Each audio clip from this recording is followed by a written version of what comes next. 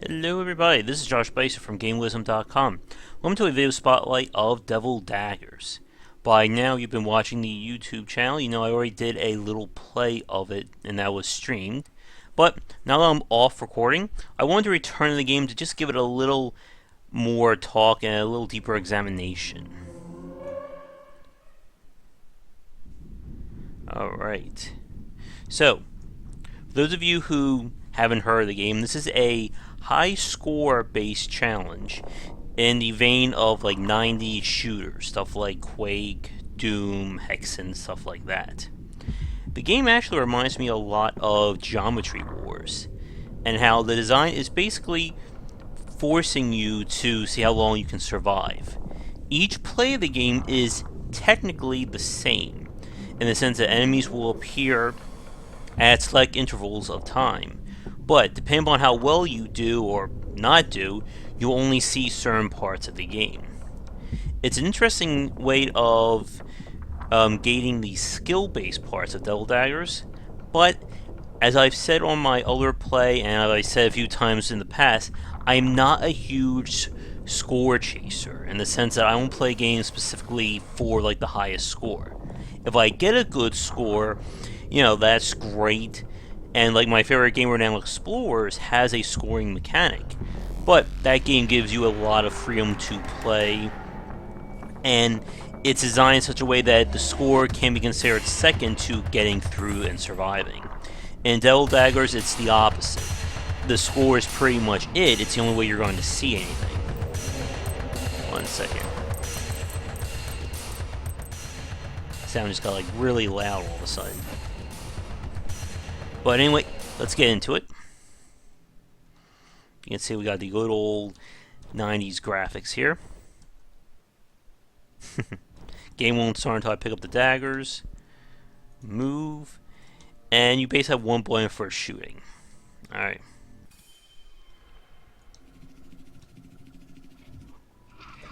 You have a regular shot like that.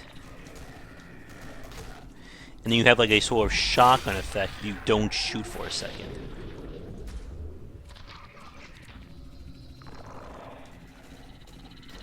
Now again, this is the same beginning every time you play.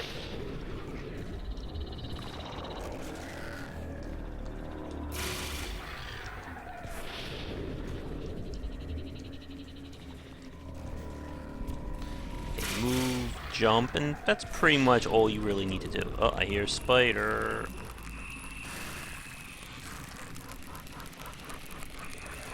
Also hear a whole lot of trouble.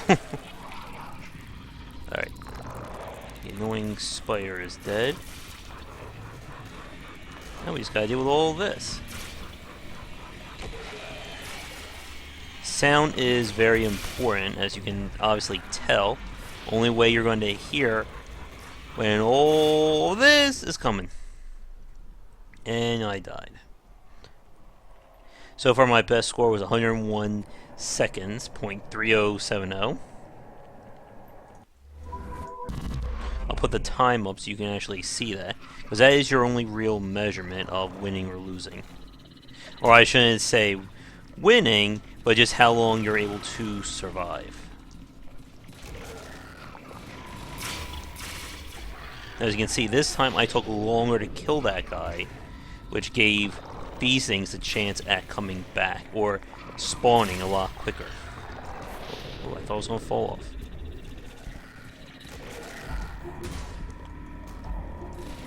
If I run into the summoning things, that does kill me as well. From what I've heard people say, you do get power-ups if you survive long enough. But the chance of us seeing any of that tonight is pretty slim.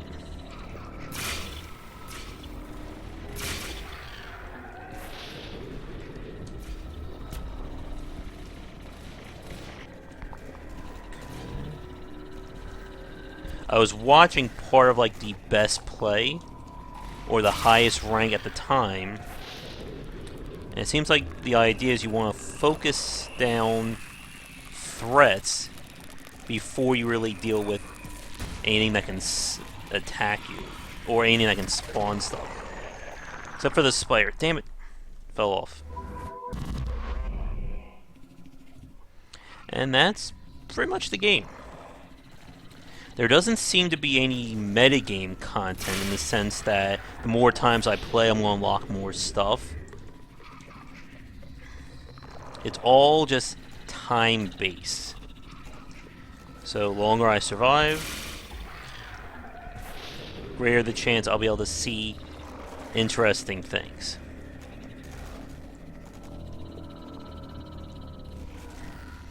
The other game has definitely earned a lot of popularity among hardcore gamers.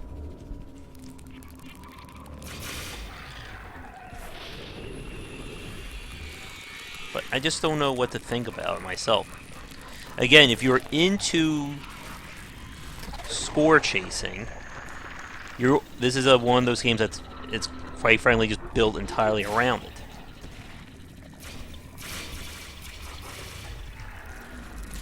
Get away from me, you evil spiders.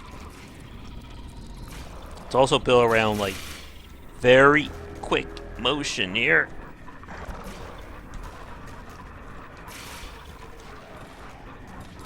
Ugh.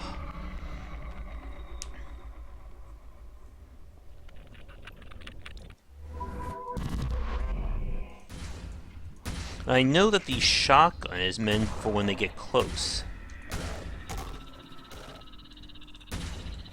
But it's just very awkward to use to do that half second of waiting, which was explicitly designed that way.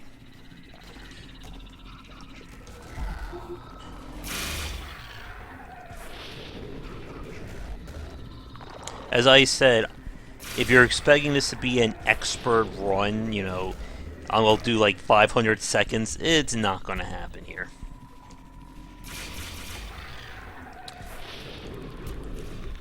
And I just don't know what to really make of the game myself. I just find the flow is just not working for me. I would rather have like the shotgun, I think, be a secondary button. Like, you know, just right click for the shotgun, left click for the machine gun. Plus it's awkward, you know, waiting that split second. And there's no indication when it's ready, as you can see. It just doesn't stop being awkward to me. Now, as you can see, if you're able to get them before the enemy spread, it makes life a lot easier on you.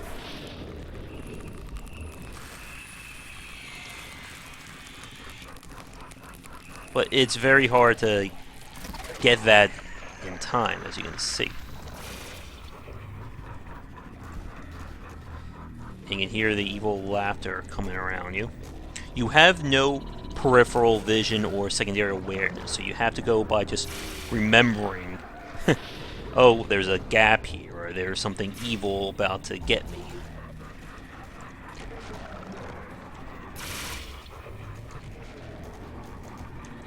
I am very certain I am about to get killed. Like right there. Ugh.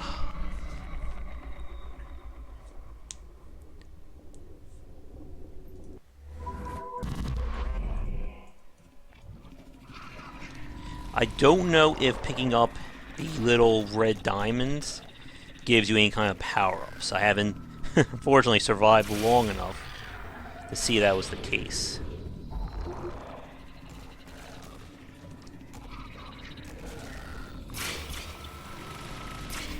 That just screwed me up entirely. There is no cursor on the screen, so you can only go by shooting like a madman, hoping that you're actually hitting things.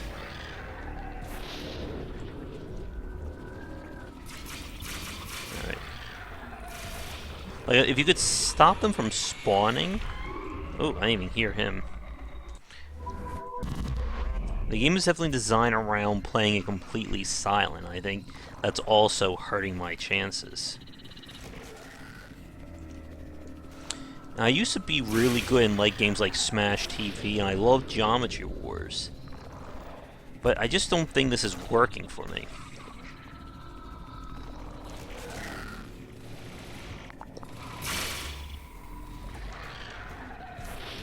Something just... it annoys me, I think, the flow, as I said a few seconds ago.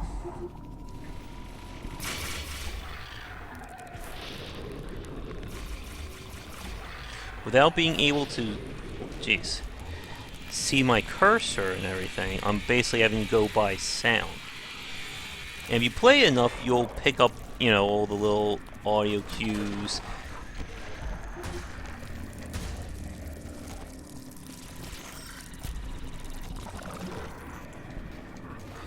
But there's just no other reason to play this game other than for the score chasing, as you can see.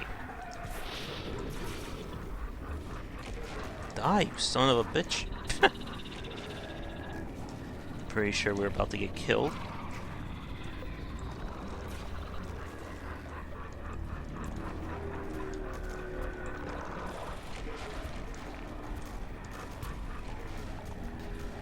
Like, I wish you could get like a little warning if you're about to run into something. Even like a little visual cue to let me know. Well, I came close to being my best score. Well, I'm above the 50th percentile, so I guess that's not too bad. We'll do one more, and then I think that will call it. Again, this is one of those games that it's designed around, as you can see, very short plays. You can just load this up, spend 10 minutes, and that's about it. But if you have no interest in score chasing, then there's just nothing really here for you, and that's probably why it's also very cheap on Steam.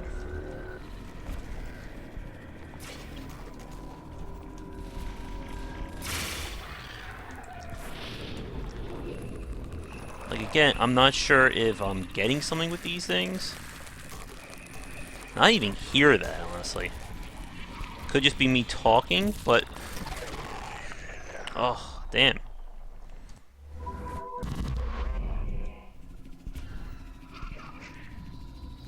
The margin for error with the game is very low because of the fact you can only survive... well, I'm lying. You can't survive any more than one hit. Again, the only reason I know to do this is I've played enough times to sort of get the idea where they're spawning from. But I'm not a fan of that kind of design, where it's less about playing the game and more about figuring out the pattern.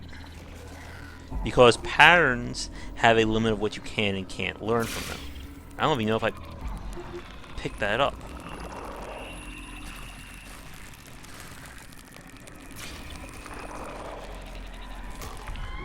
Exactly, like that.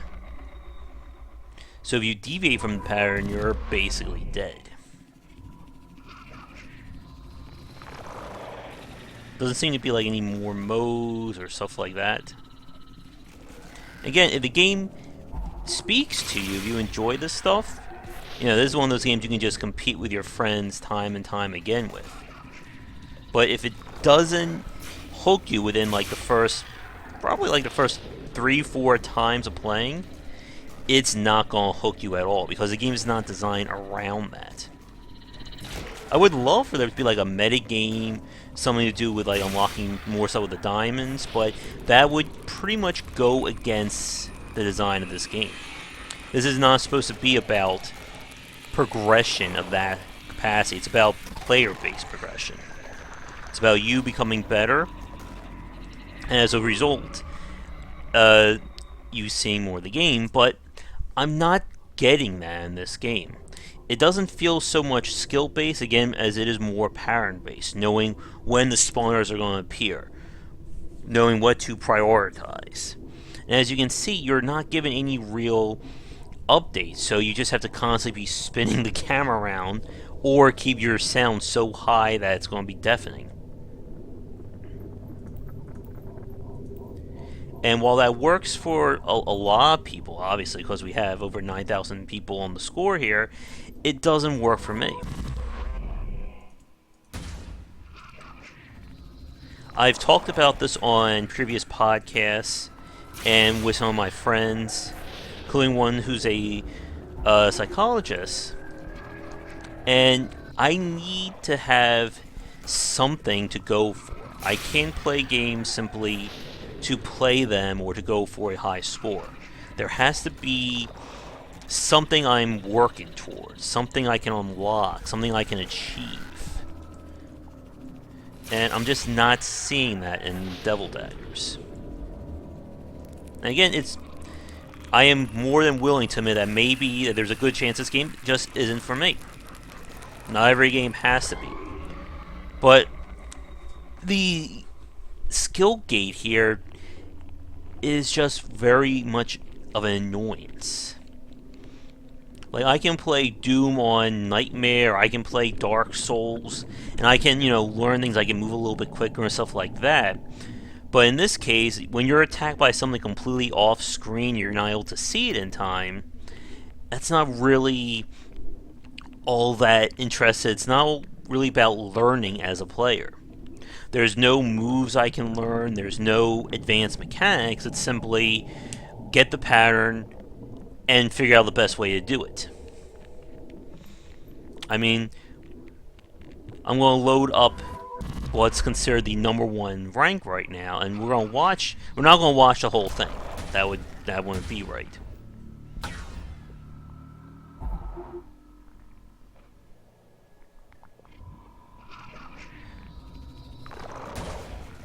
So again, we have the pattern here.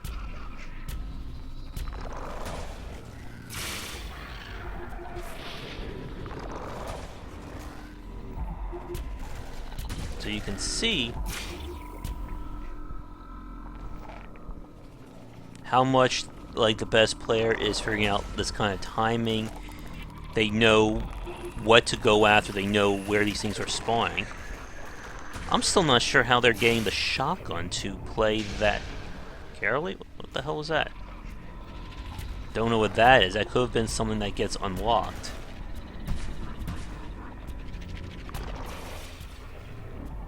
There's no in-game tutorial, obviously.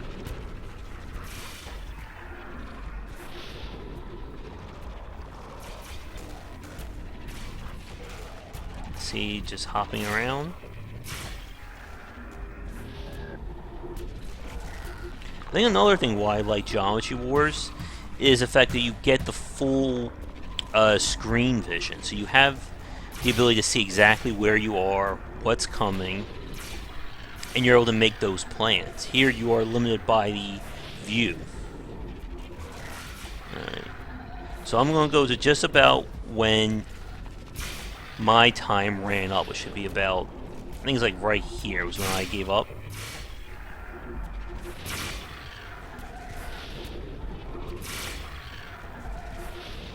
I'm still wondering how he's able to do that much damage to those big skulls. And I'm not able to do anything. Oh, so there's something that appears at 121 seconds. That's the thing I just can't figure out. He's doing a lot more damage than I am.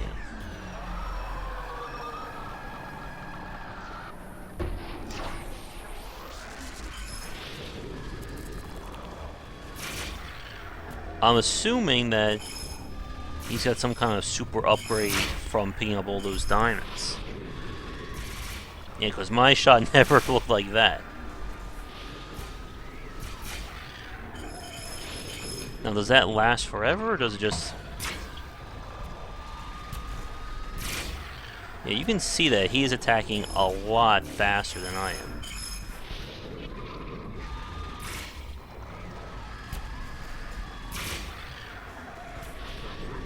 It looks like he's reached a point of stability with these upgrades. Yeah, definitely upgrades here. Oh. Alright. But, again, I don't want to just watch some guy's thing for the whole length of this video. The only thing that I saw was different.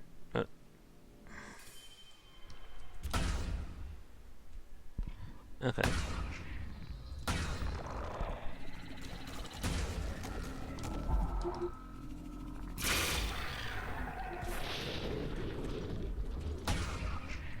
So you do get like a little rocket jump.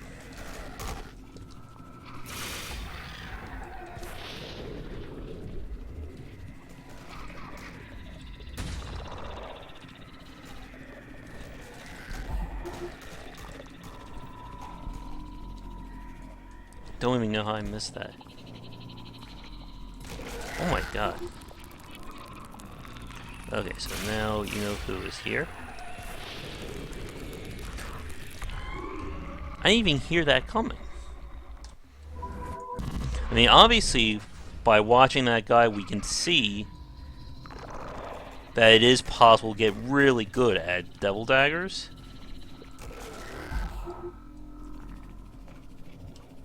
But I just don't feel the impetus to do that.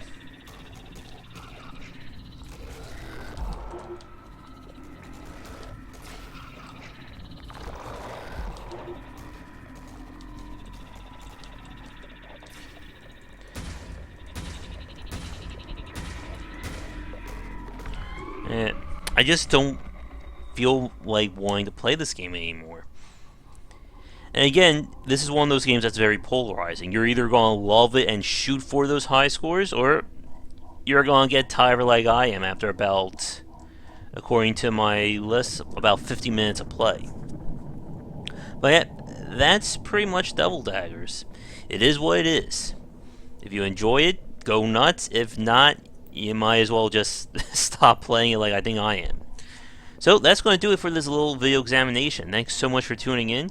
If you enjoy it, be sure to share with your friends and, of course, like and subscribe to the channel. Check out game-wisdom.com, where I examine the art and science of games. Follow me on Twitch and Twitter under GW Bycer.